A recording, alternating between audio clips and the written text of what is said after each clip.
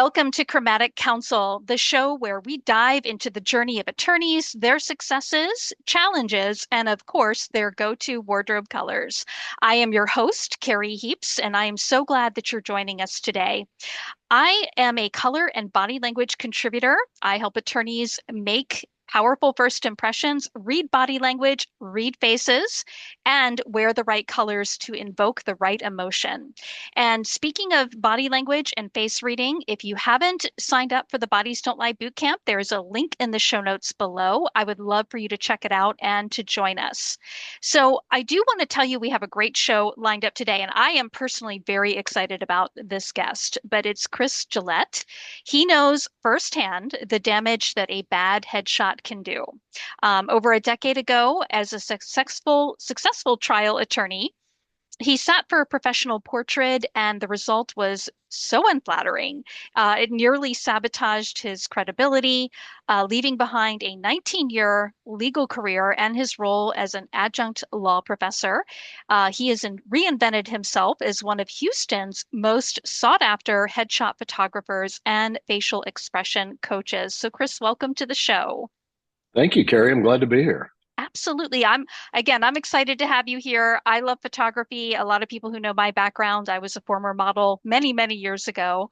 And I dabble in photography as well, just a little bit with my business. But I want to just kind of dive into your background a little bit. You've said a single bad headshot, it nearly sabotaged your credibility. And I'm a big believer in your headshot. I think people should have them done every 6 months or at least every year.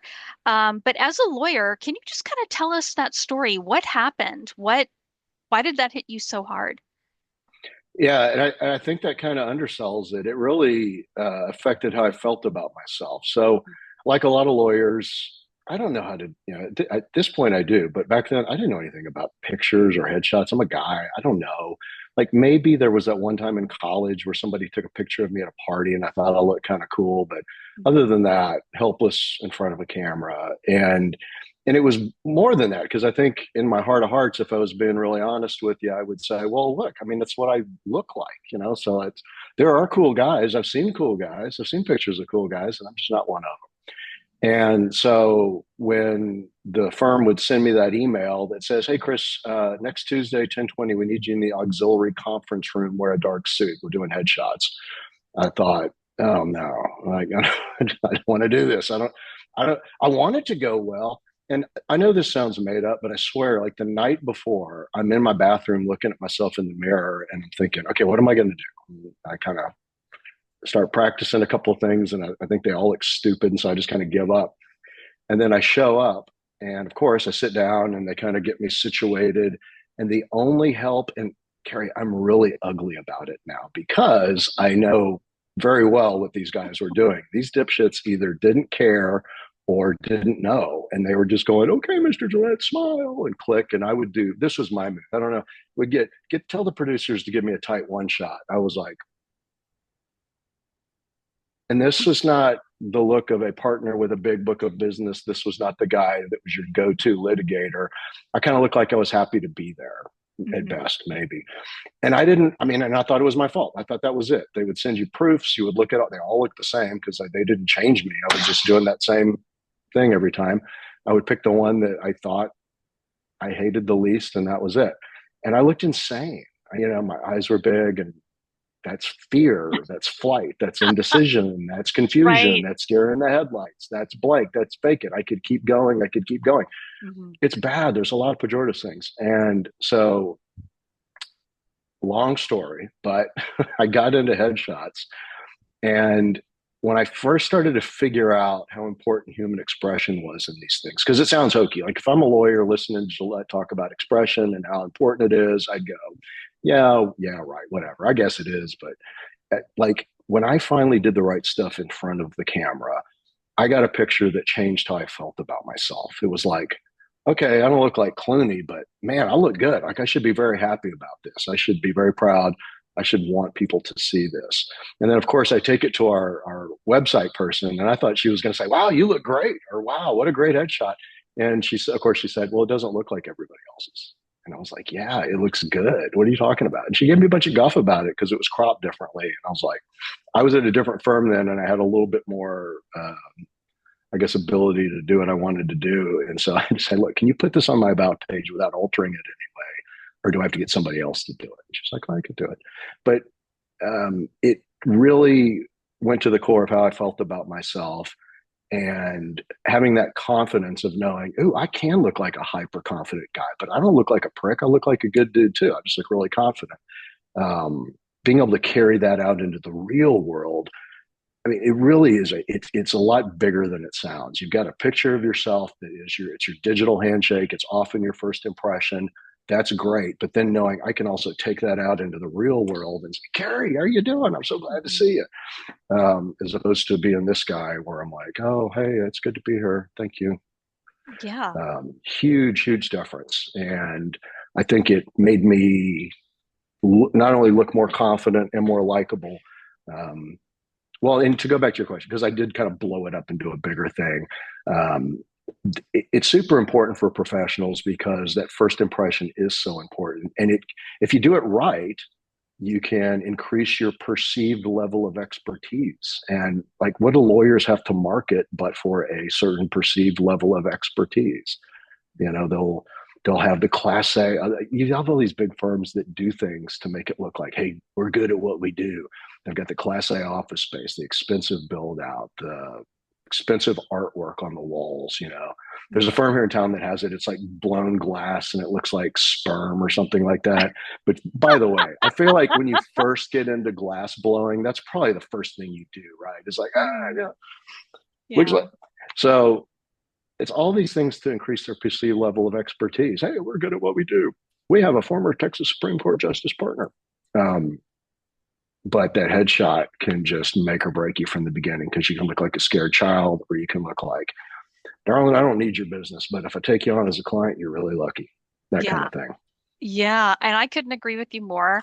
I love that you shared that because that kind of leads into another question I want to ask you. But I find here, like when I talk to attorneys, they're like, "Oh, I don't like my firm headshots." You know, they didn't have to pay for them, and then they wind up, they get in there, it's like 15 minutes, they're rushed, they're trying to do the same background, and you're right, everybody either looks insane, they just got released from a mental hospital, or they're angry or like the standard pose that for some reason all photographers, or not all of them. Yeah, yeah, exactly. The crossed arms. And I'm like, as a from a body language perspective, I tell people, I'm like, that is the worst thing you can do. Don't do that, please. But what are you finding like the most common mistakes that you see professionals, specifically attorneys, that they make in their photos? Because um, I think they are undermining their credibility without realizing it. But what are the top few things that you see them do? Oh man, there's so many. I mean, I started doing videos on LinkedIn because of this, because there's so many things. I'll mention a couple because I love that you're into the body language stuff. So maybe I don't know if I would rank these like one, two, three, but I think they're super important, and I see these over and over again. But again, trying to, because I feel like I didn't answer your first question directly, so I'll try to answer this one directly. Expression is the number one thing that I see done wrong, and it makes all the sense in the world that it's done wrong. I mean, first of all, it's not these people's area of expertise about what to do in front of the camera. Mhm. And then you get in front of the camera, like think of here's a major factor. Most of the time when you go through bopping through life, you don't think about what your face is doing. Mhm. Like when's the last time you thought, oh God, what's my face doing? Maybe if somebody said, Gary, are you doing okay today, darling? Is everything okay? You might think, why? What was my face doing? You know, Mhm. what gave you that impression? But normally we don't think about it. And then you get in front of that camera with that idiot going, okay, smile. And now that's all you're thinking about. You're hyper aware of this. Mhm. And so you don't know what to do. And so, of course, you act not natural because it's an unnatural situation. And so, human expression is really, it's not easy to do all the time, but it's pretty simple and it's great. It's repeatable. It's an evolutionary thing. And you know, my natural smile, the same muscles fire that yours do. They're all a little hooked up a little different, and you know, we're all a little bit different. But um, looking confident and likable, like the biggest thing is just getting the eyes wrong. When I did I thought I was like projecting energy or something when I look murdery, and it makes my smile look fake, and I look scared, as Yeah. opposed to these are confident eyes, whether you like Yeah. it or not. And Hmm. believe me, they all like it. They may Yeah. not admit it. But that's the number one thing is the expression. But I mean, God, I see so many different, like just talking about the arm cross thing. I did a video entitled "Your Arms Cross Sucks," and the way I explained it was, at best, an arm cross is closed off. It's Mhm. a closed off body language, at best. And I'll tell you what made me think of it is I had a woman set up a consultation call with me, and she said, "Hey, when we shoot, can you pull back a little bit so we can get more of my body in the shot?" And I said, "Why do you want to do that?" And she said, "So I can cross my arms, so I'll look confident." So she's been brainwashed, like a lot of people, to think that, oh, this looks confident. But here's the insidious thing about it. Now, I'm on one of these monitors that moves when I move, so I don't know if I can. No, it stopped. No, it's Oh, fine. It's see, following it's you moved. around. Yeah. But I don't know if I can show my arms very well, but I'll try. So at best, it's closed off. But I'll tell you what it is at worst, because especially with women. So here's how a human crosses their arms: one up, one down. Hmm. It's like a knot, right? When you tie your shoes, you do the crisscross applesauce, and then you do the rabbit ears. It's like a knot, and it works because it is like a knot. It's an easy. It doesn't require a lot of effort for me to do this. Is kind of why it works. I think the minute the down hand comes up, the whole thing collapses unless I hold it. So all of a sudden, I'm doing a Barbara Eden or The something like that. genie. Yeah. You're doing an I Dream of Genie, or what they normally do is they'll kind of get the hand like this, and it's hard for me to do because the camera's fighting me, but it looks like you're hugging yourself. It looks like a self hug, and a self hug is a self comforting gesture. That is the antithesis of confidence, ladies. And then it's so weird with women too, because I'll have on the business jacket, which makes it harder to cross your arms. And if she's even the slight bit busty, it makes it harder for her to cross her arms. So it's so awkward and weird. Hmm. Just stop doing it. And honestly, if your arms are in the shot, so here's another thing. Here's another pro tip. If your arms are in the shot, the camera's pulled back. So what's smaller? The face. And the Hmm. face is the number one thing you can use to look confident, because this is fear. And this is, I don't care if you disagree with me about the arms cross or not. Do what you want, Yeah. but I know what I'm talking about. You know, that kind of thing. So Yeah. it makes the face smaller, and it makes you look like you're hugging yourself, and it's weird. And they do it to women all the time. I've actually seen it done to men. Hmm. One of my lawyers, a guy that works for me, his shots like that, and I always give him guff about it. But it's typically done with women, and it just breaks my heart. And Oh, I've seen an I could equal go ahead. number of both men and women doing that. With the hand Because it up. seems to be a yeah, it seems to be a certain thing with attorneys. Again, I don't know. I don't know if like when the firms are bringing people in that the photographer's just telling them all to do that. I don't know. But yeah, you're Oh, right. it's majority of the time it's going to be the photographer. Hmm. Yeah. Yeah. Yeah. And just I'm gonna flip flop it back here a little bit, but Yeah. looking back, when you made this transition, what was the most I would say surprising challenge that you faced going from being in the courtroom to being like behind the camera and taking people's photos? What did you find was your biggest, like, wow, I didn't think this was going to be this difficult, this change? You know, it's interesting. At first, I kind of struggle with the question because I just love it, and so it's been fantastic. I love that I'm able to do something that I love and that I'm passionate about, and I've never been happier. And they're definitely different deals. I will say that being a lawyer helped me in that um, a variety of reasons. I mean, one, most of my clients are lawyers, not all of them, but definitely the majority. And so it's really easy to establish rapport with them. It's really easy if they're doing something stupid to tell them, "Hey, Doug, don't fucking do. What are you doing that for?" You. Yeah. Whereas the other guy might have trouble. "Hey, sir, please don't do that." I can talk to him like peers. Um, I can speak extemporaneously pretty easily now, which is helpful. A lot of the time when I'm working with people, I'm just trying to regulate their mood. And as soon as I'm about to shoot them, I want them to go from, kind of bored and whatever to get that energy going so we can get those types of shots that I'm going for and those Are you, expressions. But are go you ahead. finding it different, like when you photograph an attorney or you photograph like a just a regular business owner and a CEO? Are you approaching them differently when you take their photo? Not necessarily. Everybody's different. And Hmm. so I'm really just approaching them as an individual. And while may have more in common with certain professions, everybody's different. You just don't know. And sometimes until you really kind of dig in, you don't know. Like, you're lovely, But if I'm photographing you, I don't know what Billy Smith said to you when you were in eighth grade. I don't know what you've been carrying around since then. And it really affects the way you see yourself. And now to try to answer your previous question, the biggest challenge is dealing with people because you never know what's going on in here and you never know what's going on in here. And you never know, people will do the weirdest things to make it hard, not intentionally, but women will be over Botoxed. It affects how their faces work and it's not good. And it's like, ladies, do what you want, but men typically don't give a shit.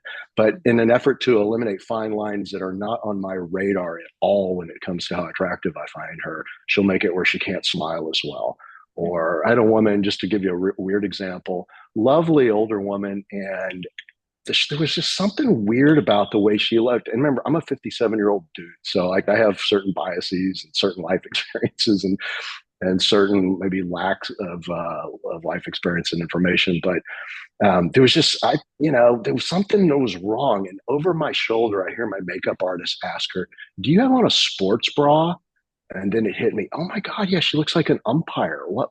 And then I'm like, "Why are you wearing a sports bra?" "Well, I'm busty, and my husband said that I should rein in the girls." I'm like, these shots were going to look weird because her dipshit husband told her to wear a sports bra.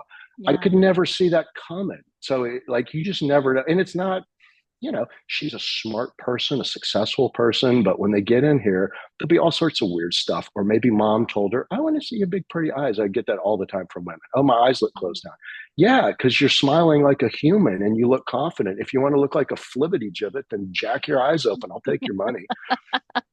Yeah, I won't. Like, I'll delete those shots, but I'll tell them that just to make them smile because then they'll smile, right? And then I can shoot them. Yeah, it's usually the challenging elements are just the people, and you never know. But dealing with that is the fun part. Who knows what I got to do to get them to smile naturally, and what I have to do to get them to have the right posture and the right body language. And but coaching them through all that is the fun part because we got a visual record of it. I can say, "See, look how much better it looks when your head is positioned right," and they'll go, "Oh, I can see that," or they Yeah. disagree and we talk about it.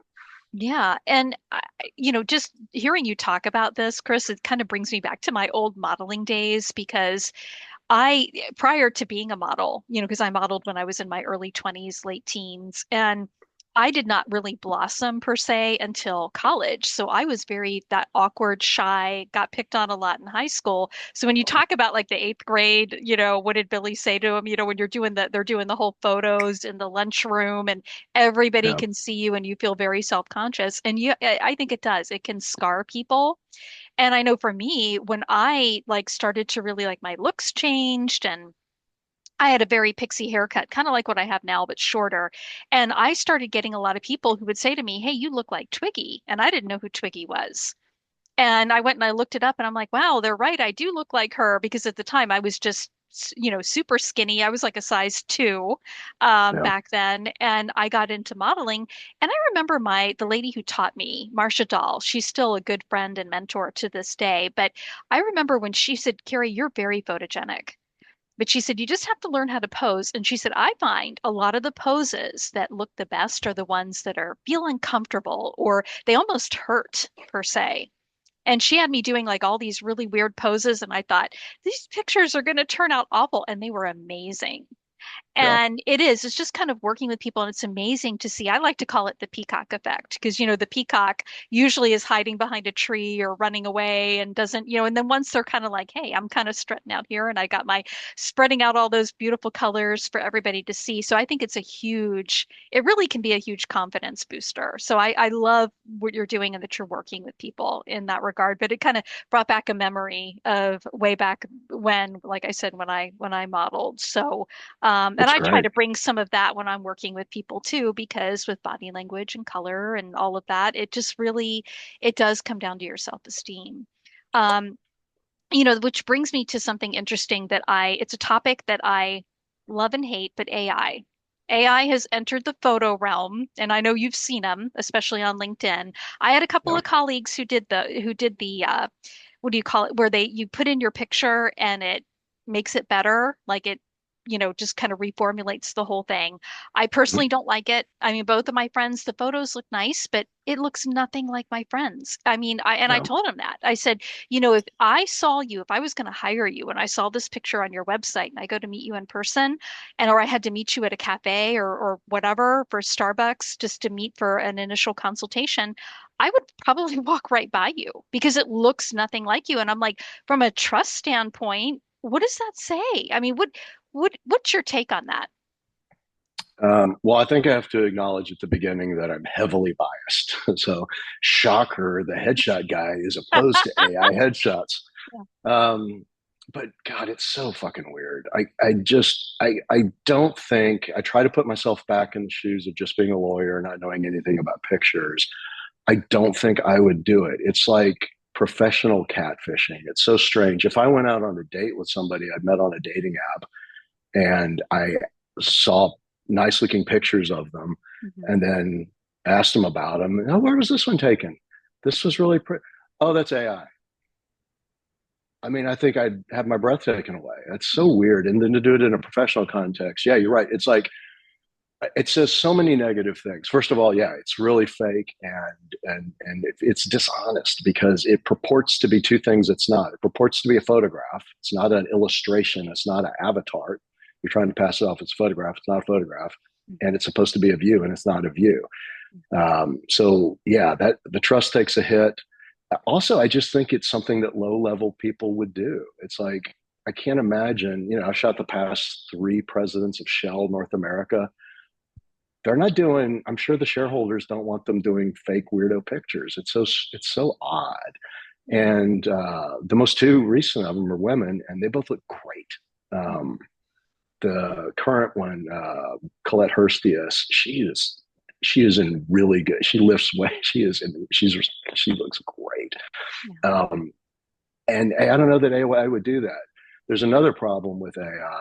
Oh, and then I'll tell you a funny story. One of my favorite improvs recently. The other problem with AI is that we've just been talking about how important it is that you give the right first impression. We haven't really delved into that, Hmm. and just to center us on that a little bit, there's no right answer. Like there's whatever you want it to be. There's whatever I want it to be. If Hmm. somebody doesn't like one of my images of me, I don't care because I do like it and I know why. I'll take a young woman as an example. First young woman will come in and she'll say she's a lawyer, new lawyer at the firm. I don't want to rock the boat. I want to look like I fit in. I don't want to stick out. Okay, fine. That's not wrong. That's how you feel about it. The next woman will come in and she'll say, I am sick and tired of being underestimated. The other day, somebody thought I was the paralegal. I want to look really hyper confident. Great, we can do that. And then the next woman will come in and she'll say, what are you talking about, Gillette? I like it when they underestimate me, and none of them are wrong.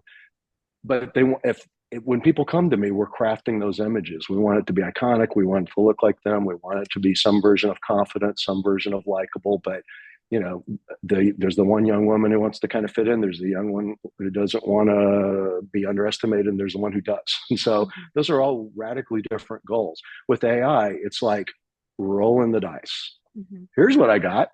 Because most people look at it, and this is how I would look at it as a lawyer. Do I like the picture? Oh, I look good in that picture. I like that picture. I don't like that picture. I look better in that picture. That's as deep as the thinking gets. And so I can sort of understand when people get a bullshit picture of themselves, but a Hmm. picture nonetheless, or an image where they're like, oh, I like how this looks. Yeah, but is it sending the message that you want? You don't even know because you haven't even thought about it. I was talking to a woman the other day at a networking deal. And she was talking about how much she loved her AI headshot. I was like, oh, can I look at it? And she showed me. And I said, what do you love about it? And she said, it looks exactly like me. And I said, well, it resembles you, but like, if you think this looks exactly like you, you're catfishing yourself, which I thought was funny. She didn't think it was funny. Yeah. But maybe for some people, it's a good solution. Like maybe you're a single mom and money's tight and time is tight, but you get a bump up at work where now you really do kind of need a shot. Hmm. And okay, you spend 15 minutes on your phone and then you got something. Maybe for somebody like that, but for me, no way. And Yeah. the final thing I'll say is that I mean I could go I could believe me I could ramble for an hour about this, but because if it makes you happy, then fine, do it. But the other thing is, I'll tell it to you a couple of different ways. I've had clients come in who, um, later, there's one woman I'm thinking of in particular. She sent me an email where she said, I never really thought, and this woman, while not a great beauty, I thought she looked magnificent in the headshots, very regal. Um, it's just like, I'm trying to describe it. So, Michelangelo's statue of David, typically when you see pictures of it, if you've never seen it in person, you would, or seen it in context, you would say, oh, it's life size, I guess. It looks like it's a life size. It's like 13 feet tall. It's enormous. And seeing it either in person or in a picture that gives a sense of the scale, it's magnificent. It like gives you goosebumps. It's like, okay, this is the highest ideal of mankind. This is when maybe we were at our best then. This is amazing. And or it's like Shakespearean language or something like that. When I look at the picture of this woman, that's kind of how I feel. Like, wow, she looks grand and admirable. And anyway, so she sent me an email where she said, "You never really thought that I was very beautiful, but I love how I look in the pictures." And you would never say that about an AI picture because it's not you. You wouldn't tear up going, "Wow, I look so good." I try to stay in shape. I'm 57. I'm fighting it as I get decrepit. And I get really good people in here, and a lot of them do take care of themselves, and we kind of document that. Or I'll get a client who returns, and I'll be like, "You look great. What are you doing?" "Oh, I lost 30 pounds. And I've been working out." "Ah, you look great." And then they're proud of that. You don't get that with AI because it's fake. Exactly, exactly. Now, obviously, a lot of attorneys who listen to our show, they are looking at going out on, their own, like to start something on their own, not exactly photography, but maybe something different. What advice would you give to them? I was lucky in that this happened for me at a really good time. I got three kids. The two older ones were almost out of the house. I think it would have been harder to throw. I mean, it's a pejorative way to look at it, but I threw away my legal career. It would be hard to do that if they were little toddlers. Mhm. Um, that came at a good time. Wouldn't make it impossible, but I definitely had some advantages. One thing was that I was in a position where I had enough of a war chest where I said, okay, I'm going to give myself a year. I don't have to be, I'll be hungry, but I'm not super scared, that I've made a huge mistake. I can give myself a little grace. I should have given myself 6 months because give myself 12 months. And of course it took 12 months. And then all of a sudden I'm starting to get flush with work and it's going well. Mhm. I guess it depends on what you do. Like with what I did, it really helped when I built up a reputation. I kind of do one thing. And so people can often tell it's my work. That helped, especially when I'm shooting a lot of lawyers. They'll see their friends and, oh, I bet that guy did that. Or I bet Chris did Mhm. that. So that helped. I had a lot of everybody supported me. The firm that I was leaving was like it did not precipitate the night of the long knives. Everybody was like, I used to well up telling part of the story because they were so wonderful about it. But I've told it enough now that I'm immune. But everybody in my life was very supportive of it, and I had been doing it enough on the side. So when I got into headshots, again, it's a long story, but it was kind of a weird hobby for a while. But once I got that shot of myself, it was really addictive to do it for friends and family, freebies. And then I got to the point where I thought I was doing as good a work as people who did it for real. So I started charging for it. So before we called it a side hustle, I guess I had a side hustle. And so it made it really easy. I didn't think of it for a long time. It never occurred to me to, you got 4 years undergrad, 3 years of law school. At that point, I've been doing the law thing 19 years. It didn't even occur to me to walk away from it. But when it finally clicked, I was like, okay, I think I can. I just have to do that other thing more. So maybe that's a decent piece of advice if it's the kind of thing that you can sort of get going, explore a little bit before you leave. That was certainly helpful for me because I wasn't starting from zero. And then being in a situation where I didn't have to worry about it, being successful for a while was helpful. And then I don't know that this applies to I think anything. It was really helpful for me to do one thing, do it really well, know why I did it, know who I did it for, and at that point, I just had to expose people to me if they liked me, and not everybody. At this point, people could probably see not everybody's going to like this, but some people do. And if they like me and they trust me, then I've got a decent chance of getting them to work with me. Absolutely. And as we come to a close, because the show is called Chromatic Counsel, I always love to ask everyone, what go-to colors do you typically gravitate towards in your business that you wear? Is it black or, because most photographers are wearing black, or do you have a certain color that you gravitate towards? You're right. I think they do. Maybe in the old days, it wouldn't get like bounce off of you know strobes or flashes. I don't know. I find now that you mention, I feel bad because I'm dressed kind of bland. But Yeah. I've never had my colors done. In fact, I was talking to somebody the other day about it, and then it turns out they were talking about the color thing, like the HR people would present to you. Oh, you're a red, and when you interact with an orange, you need to do this, Oh, which I'm yeah. not a big fan of. Not into astrology either, by the way, guys. Mhm. And if you are, that's fine. Be happy. But I'd like to do that someday. But I find that with my pink undertones, I've got a pink polo that I'll sometimes wear when I, go on vacation. I think it looks pretty good on me. But day to day, I typically wear grays and navies. I do wear black sometimes, but different grays and navies and blues, I think, tend to look best on me. Awesome. And I'm going to have a link in the show notes. So anybody that wants to get in touch with Chris to get photos done, you can click on any of the links below to get in touch with him. But is there anything you'd like to share in closing about anything coming up for you that you'd like to share? Nothing I'm ready to break currently, but yeah, if anybody has any questions about this stuff, I love all the shit, so it's fun for me to talk about. So if people, you know, hear this, but hey, I'm in Omaha, I'm not going to work with Gillette, but you got a question about headshots, fire them. I'm happy to talk. Absolutely. Well, thank you so much for taking time out of your schedule today to be on the show. As you could say, we could probably do another episode to this because it is such a amazing topic and we're both passionate about it. But I want to thank you again for your time today and joining us. It was such a good fit. I really enjoyed visiting with you, Carrie. Absolutely. And I want to thank everyone for tuning in today. That is a wrap for this episode of Chromatic Counsel. And I hope you can tune in next time. And remember, life is short. Wear your colors.